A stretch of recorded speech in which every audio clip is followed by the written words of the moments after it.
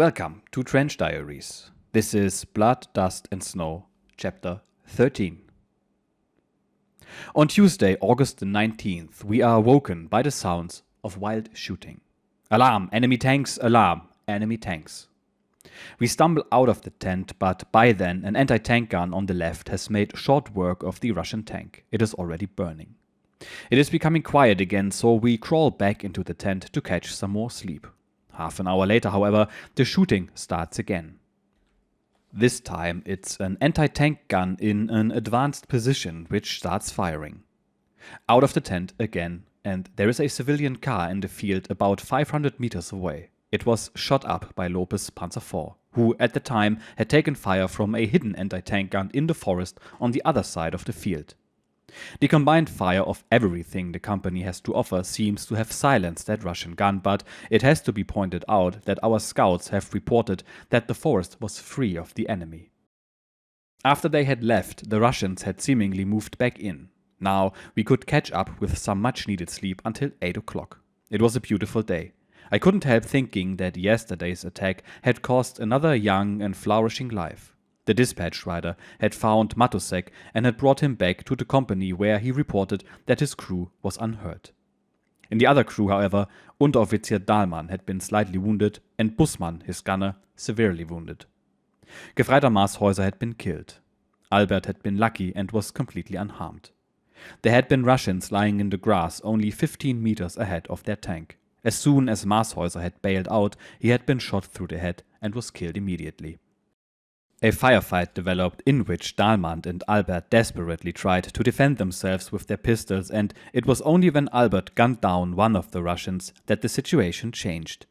The Russian had been in the process of throwing a grenade, and after he had been shot down, this detonated in his hand, shredding his lower abdomen and causing the others to withdraw. More mail arrived on Tuesday. We were staying in an old barn which we had furnished to quite a comfortable standard. Later that day, after having drawn rations from the field kitchens, Aures and I walked down to where the two destroyed tanks were standing to find and bury Maashäuser. A recovery vehicle had arrived from the field workshop, and Koppmann and Korn had already wrapped Maashäuser's body in a tent square, removed some private items from his pockets, and had broken his dog tag. We carried Maashäuser back to the road and then dug him a grave under a tree next to a bunker. One of the tank mechanics had found a few flowers in one of the shot-up houses at Klopitzi. Each of us threw 3 shovels of earth onto the grave. We then placed his black cap on top of the birchwood cross and thus added to the many such monuments which adorn the graves of bold and brave panzer gunners. It compels us to further relentless commitment. His death will not remain unpunished. In one of the bushes there were the dead bodies of a Russian captain, that of a first lieutenant and that of a commissar. In total, more than 20 corpses lay around the destroyed tank. A wounded Russian was also lying there, still with his rifle in his hand. He didn't react when I ordered him to raise his arms, so I shot him myself. I did the same to another who was lying in a foxhole closer to the tank and who pretended to be dead when I told him to stand up. Are they acting in that manner because they are afraid of us, or out of deceit? If it's the first reason, then the commissars are to blame for the death of those men. If it's the latter, well, they deserve it. I remember the incident with Oberleutnant Bethke a few weeks ago. We had just finished decorating Maashäuser's grave with the flowers and the cross when 6 Russian fighters flew in, accompanied by a few bombers. Then we witnessed how one of the bombers was shot down, and a minute later a Rata came flying back, trailing a thick cloud of smoke. That Rata then seemed to be going down on the airfield which we had passed by a day earlier.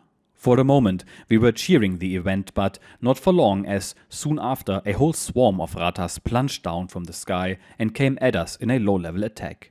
That didn't have any effect and they flew away. All except one, which returned, flew a few turns, and then initiated a landing on the airfield, after which it vanished from sight behind a hedgerow. He was obviously trying to pick up his comrade, so we rushed down there as quickly as we could. Most men headed there on the half-tracked recovery vehicle, while Aures had hitched a ride on a dispatch rider's motorbike that had been standing on the side of the road. I ran over, using my long legs. Upon arrival, we could see that the first machine was standing way too far away, while the second one was already in the process of taking off again. At that moment, I heard a bang from the direction of the road from around a bend where, according to some nearby infantry, Aures had headed with his motorbike. Albert, Koppe, Voss and I started running down the road towards the bend. From a distance already we could see a small black spot on the road. That had to be his motorbike.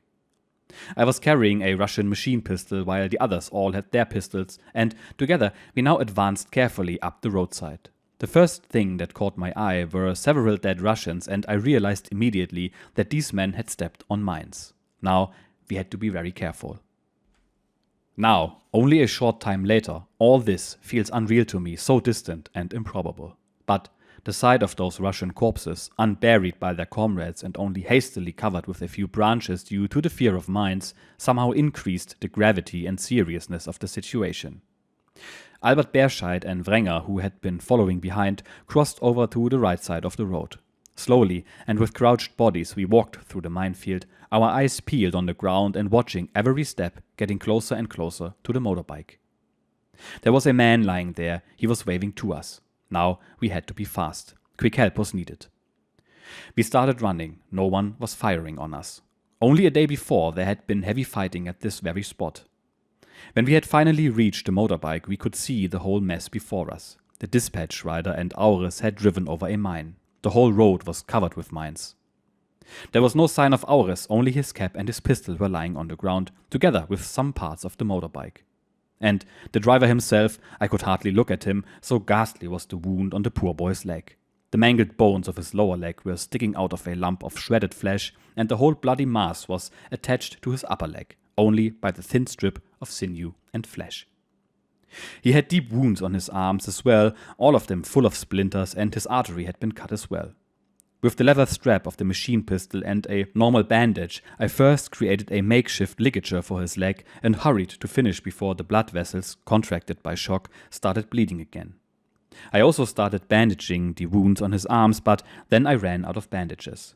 Koppe, Albert and Voss didn't want to help binding the wounds. Their nerves couldn't take it. And admittedly, the sight of the blood-covered soldier was anything but nice. It was, to put it simply, absolutely horrible. The boy conducted himself impeccably, however. He said that he would be happy if he'd be allowed to keep his hands and the one leg. He remained conscious throughout, and his pain must have been terrible. He asked me to cut off the lower leg. I only had a pocket knife with me, but I tried it nevertheless. The wounded boy watched me doing it, but as it hurt him too much, I gave up the attempts to amputate with my primitive tools. Voss was white as a corpse when he watched me bandaging the boy. There are many people out there who can't bear watching something like this. We then placed the wounded boy on a blanket, which we unbuckled from his motorbike, and then started carrying him to the recovery vehicle, which stood waiting behind the bend of the road, quite some distance away. But then, wham! Damn it to hell, the recovery vehicle had also hit a mine. A crash, a huge cloud of dust, and the vehicle stood still. We had failed to spot the anti-tank mine buried up there when we had advanced on foot. With 3 carriers and a distance of over 1 kilometer to cover, a wounded man can get very heavy indeed. But we were lucky and managed to reach the recovery vehicle. We carefully placed the wounded boy on the vehicle and secured his body with rubber straps. Unteroffizier Albert then carefully dug up a mine located behind the vehicle, which allowed it to reverse.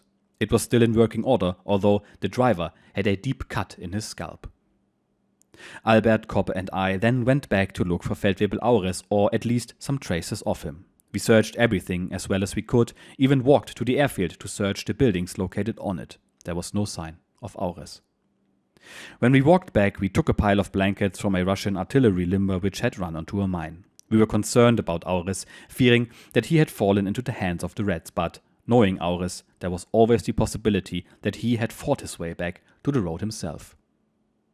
As we walked back, we suddenly heard a fusillade of shots in front of us from the right side of the road. Carefully, we advanced through the undergrowth of the left roadside until we spotted a group of men on the road. Matosek, Hauptmann Fahrer and a few of my men. Lots of talking followed. What had happened to the recovery vehicle and how lucky its crew had been when it had run over the mine. But it was mostly Hauptmann Fahrer who did the talking. It was also Fahrer who, after looking at the Russian machine pistol that I was carrying, suddenly told me to get away from him. One of those things had just gone off in his hand all by itself. He then asked why the hell I had walked into the minefield. By then I was livid with anger and replied that all those who had seen their fair share of action from the start would know the answer to that question and that everyone else would be better advised to shut up.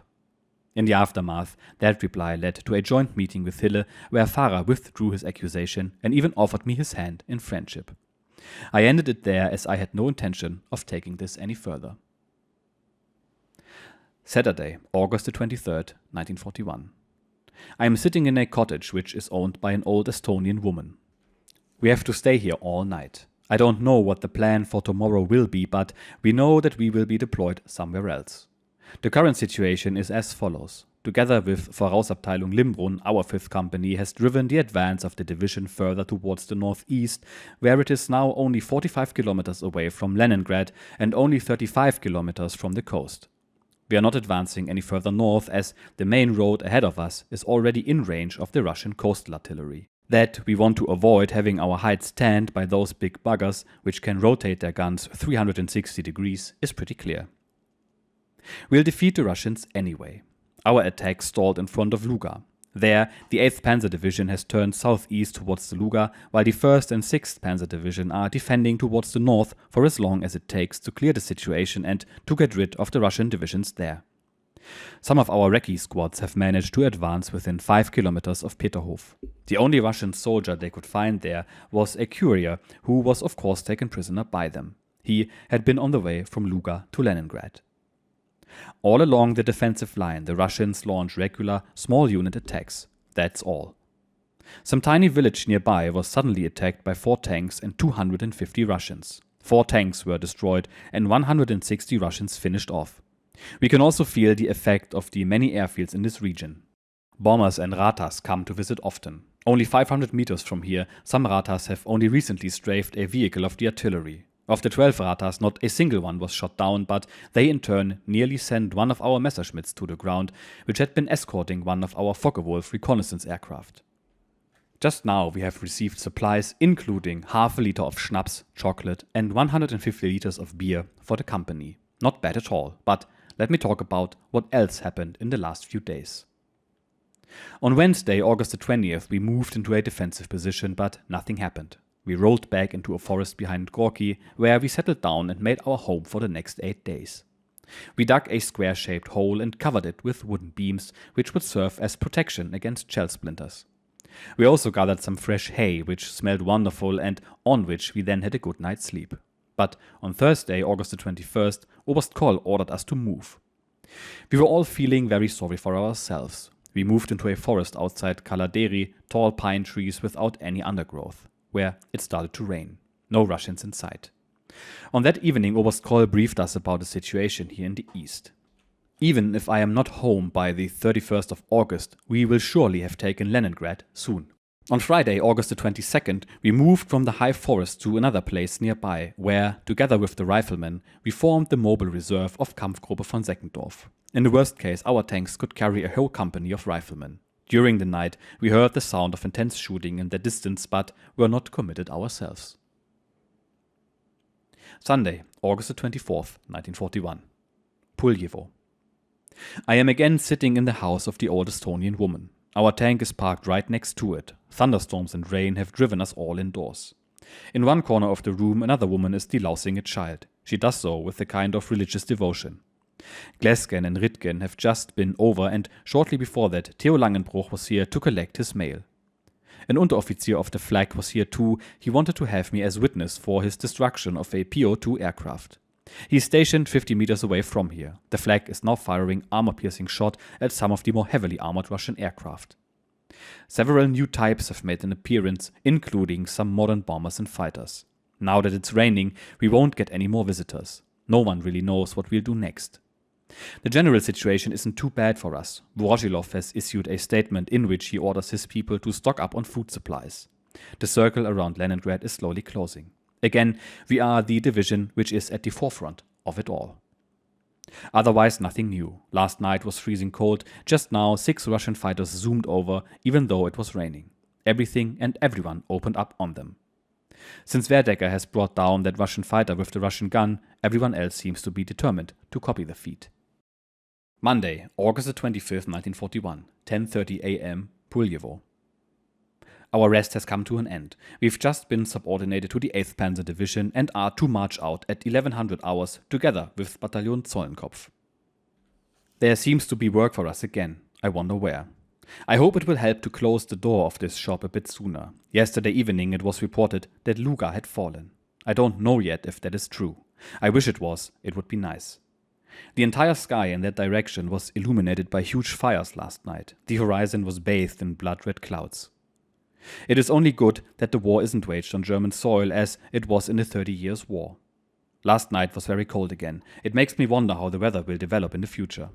I hope there will be less rain than we had during the last few days. The daytime heat is much better to bear than the freezing cold of the night. One can't find any sleep, just tossing and turning in an attempt to keep warm. Today is the 25th and I personally doubt that Leningrad will be fully encircled in 6 days. Maybe that's what they'll be employing us for. Maybe it is us who are supposed to close the lock, but I need to stop thinking about ifs and whens. There is no sense in that.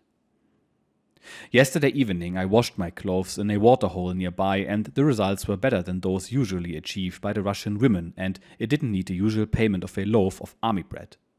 While I was doing that, Feldwebel Ulrich came to see me to say goodbye. He's being transferred to Neuling's company. Since the time at Gedorf, I really came to like Ulrich. Before that, I had hardly known the man. I cannot help thinking about the fighting for the field positions at Konochovitzy, Kimosovo and Muratovo. I wonder where Comrade Bongard is now. 2 months we have been out here now and who knows how much longer it is going to take. In the future, we have to watch that not so many houses go up in flames during the firefights, otherwise we won't have anywhere to sleep. There are now broadsheets on the wells and other public places with calls to bring in the harvest. The farmers here were already busy harvesting before the damned rain started. My platoon has 5 vehicles again. Feldwebel Goslar joined us yesterday together with Feldwebel Engelhardt. My other commanders are Unteroffizier Grave and Albert. The company now has 18 Skodas and the radio vehicle of the regiment. 3 platoons of 5 Skodas each, 2 in the company squad, the said radio vehicle and Wilhelm Lob's platoon of 3 Panzer IVs. We are now waiting in Nikolskoye.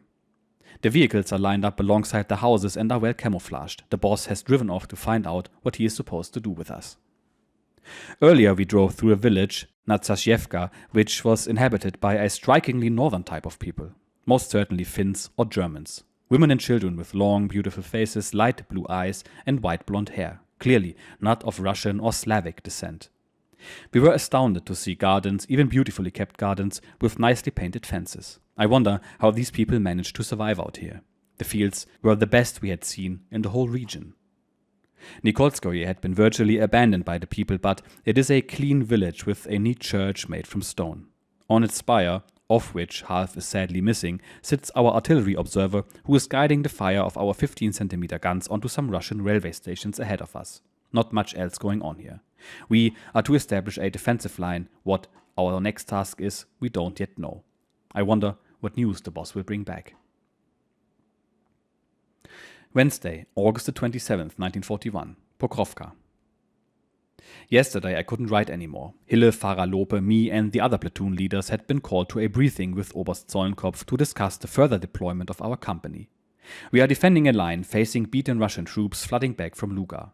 Our positions are widely dispersed. In the gaps between, Spiekermann, the leader of Zollenkopf's pioneer platoon, has installed a number of treats, mines, booby traps, spring guns. Yesterday evening, after a strong artillery preparation, about 600 Russians attacked from the direction of Krasnovodiersk. As usual, they were repelled and suffered heavy casualties. In general, the casualties of the Reds are absolutely enormous. And when one speaks to the workers here, well, they think in the same way as our workers do. In a lost war, the working population suffers most. Am I too much of a materialist if I claim that the upper levels of the population can bear the loss of their ideational values much better than the working class can bear their material loss? That's saying it carefully. I don't want to be classed as a Bolshevist, but my socialist Weltanschauung is only strengthened by this war. Only when it comes to me, the international social ideology is replaced by a strong nationalist direction with an emphasis on the racial stance. the political perspective of the Lancers has been much widened by this campaign in particular. I've now left the front porch and fled outside. Even though it is a bit drafty out here, I have escaped the company of the mutineers in my platoon. Spilken, Grave, Schweinsberg, Obergefreiter with 4 years of service, Koch the roofer, all as bad as each other. Grave in particular is one of the eternally colorless. Quite a good comrade, but politically not quite plus and not quite minus either. People such as this, without a clear position, have always existed, especially after the last war. They have quickly taken possession of a secure bourgeois existence, but they have gained just as much as they have dared. Not much at all, that is. Particularly so when it comes to intellectual matters. In contrast, men like Bill Veit, Peter Kohlhaas and Rudi Gerke have spent 14 years of their lives with one foot in a fortress prison cell. They have been despised by the glutted citizens, while they themselves were forced to live from hand to mouth, marked down by society as failed existences.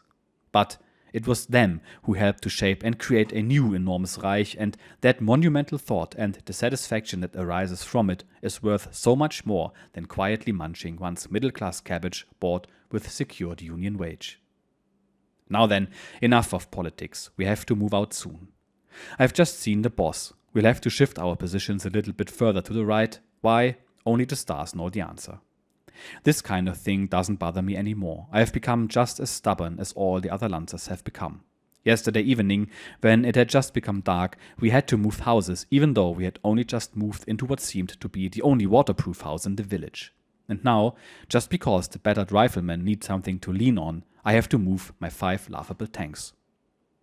And then they were still so jumpy that one of their sentries opened fire on one of my men when he was busy following a call of nature that night.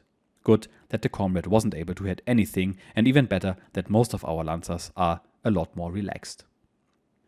It is strange how one can write down all the little details one experiences on quiet days. What we experience of days of combat, however, those details one does remember, but somehow it is hard to write them down.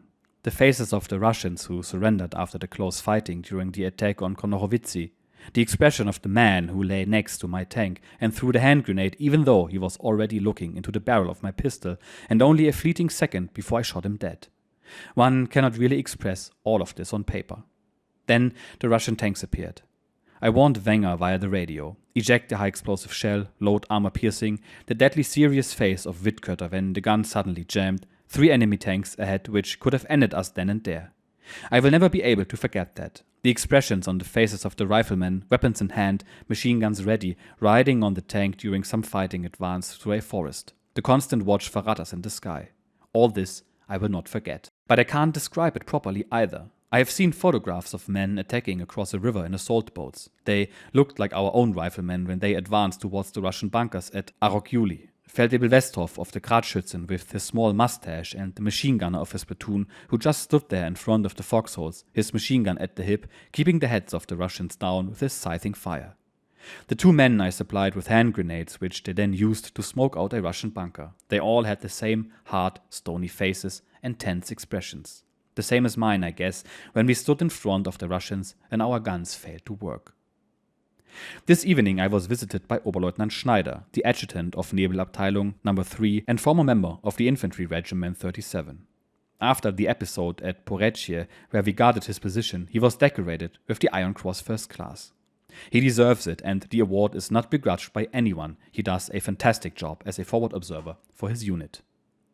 Leonhard has informed me that Oberleutnant Bethke is going to be transferred as an instructor to the Waffenschule in Wünsdorf.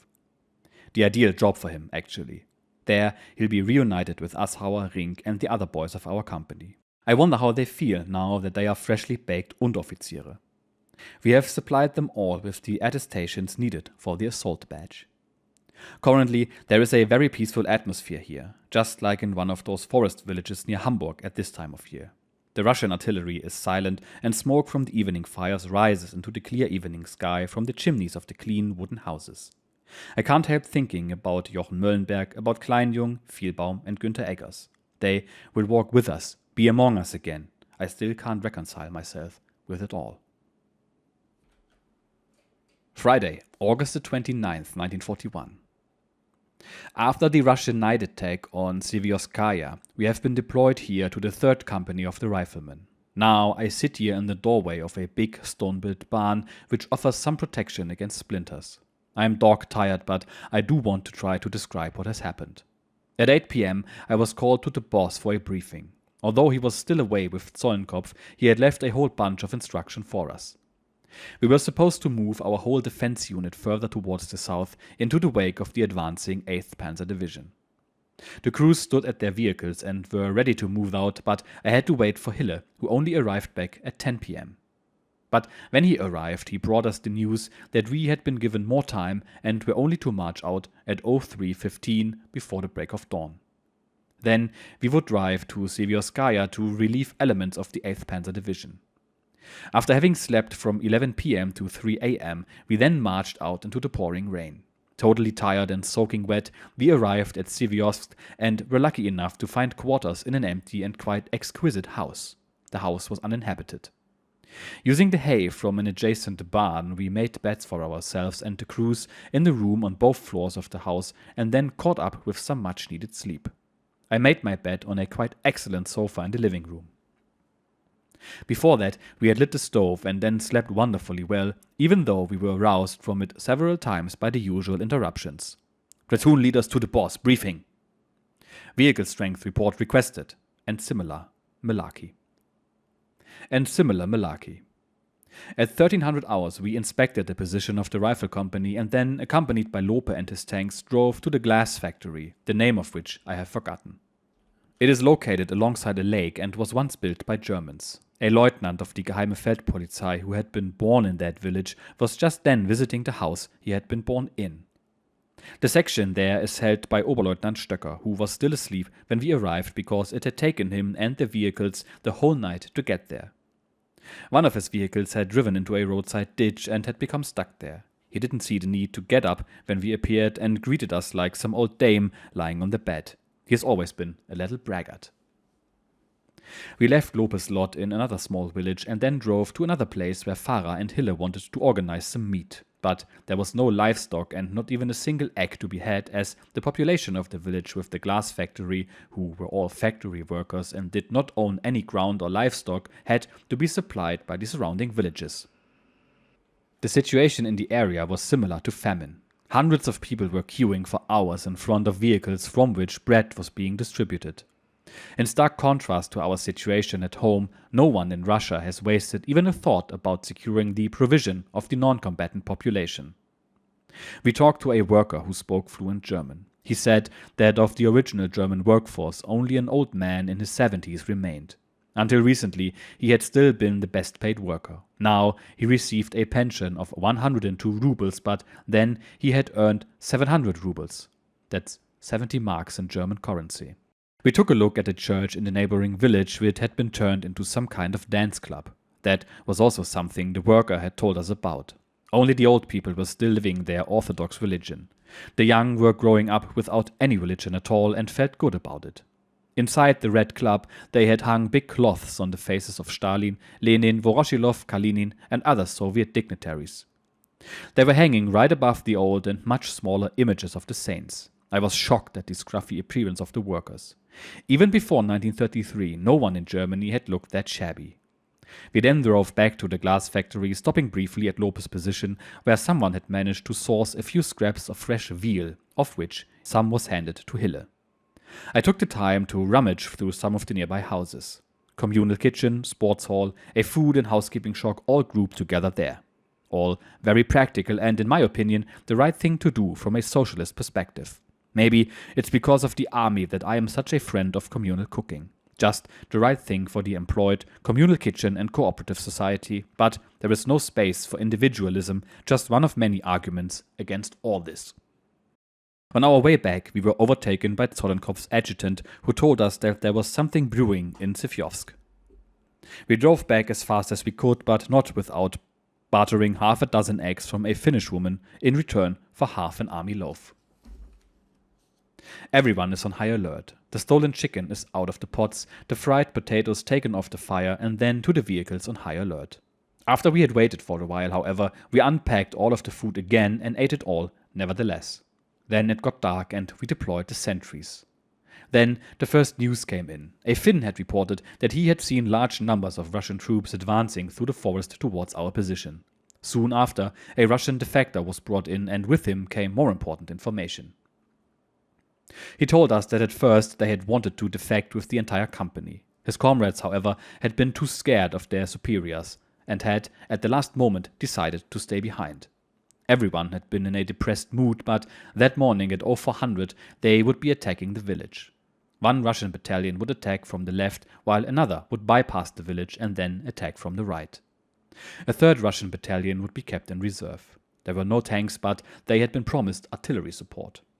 Based on that report, all rifle pickets were withdrawn. In the cover of darkness, the baggage was sent to the rear, and then our tanks, anti-tank guns, flag and riflemen were formed into a main defensive line on both sides of the river near the road.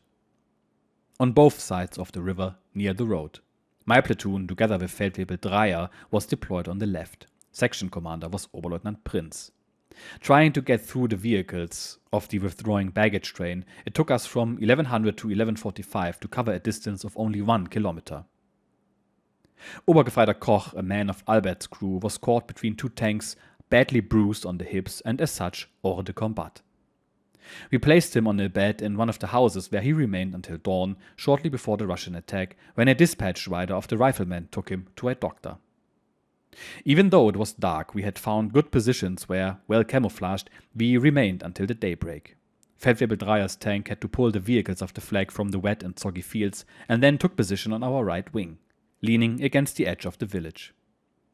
On my right, next to a house, there were Feldwebel Goslar, and next to him, linking up with Dreyer, Feldwebel Albert. On my left, there was Feldwebel Engelhardt, who secured the road towards the left, and behind him, to prevent any attempts to bypass and flank us, there was Unteroffizier Grave. The gaps between our vehicles were filled by one 50mm and three 37mm anti-tank guns, several heavy machine guns, a platoon of 37mm flak, and a couple of additional 20mm self-propelled flak guns. The Russian could come if they wished to do so, and, as it slowly got light, they came. All of a sudden, my wet trouser legs and the freezing cold were forgotten. I was physically totally exhausted. I had been shivering all over in the freezing wet cold, and my already tired eyes had been hurting from staring into the darkness through my binoculars. But then, when I spotted dense waves of attacking Soviet infantry from a distance of 1 to 2 kilometers, all of that was suddenly forgotten. Weapons ready, and one final check. Wittkötter was arming and sorting the ammunition. Wenger was busy working on the radios. I again checked all the weapons, unlocked the turret, and continued observing through my binoculars. And damn, there they came, huge numbers of them.